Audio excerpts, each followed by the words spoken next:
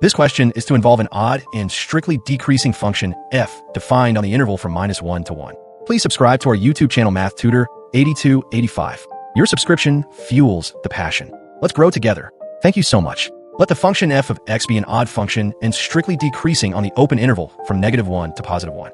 Which of the following intervals gives all the values of m such that f of open bracket 1 minus m close bracket plus f of open bracket 1 minus m square close bracket is less than 0? There are 4 options. First, we start by understanding the function properties. We are told that the function f is odd. This means that f of negative x equals the negative of f of x. Also, f is strictly decreasing in the interval from -1 to +1. That means if it is less than b, then f of is greater than f of b. Then, next step, applying the oddness of the function. We start with the given inequality. F of 1 minus m plus f of 1 minus m squared is less than 0.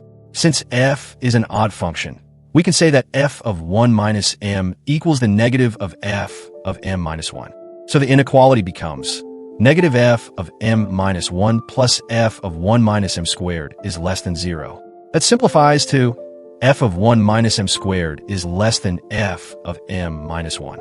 Next step is to use the fact that f is decreasing. Since f is decreasing, if f of is less than f of b, then m must be greater than b. So, f of 1 minus m squared less than f of m minus 1 means that 1 minus m squared must be greater than m minus 1.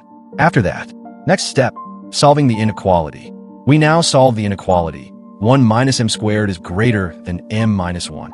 Subtracting all terms to one side, this becomes negative m squared minus m plus 2 is greater than 0, which is the same as m squared plus m minus 2 is less than 0.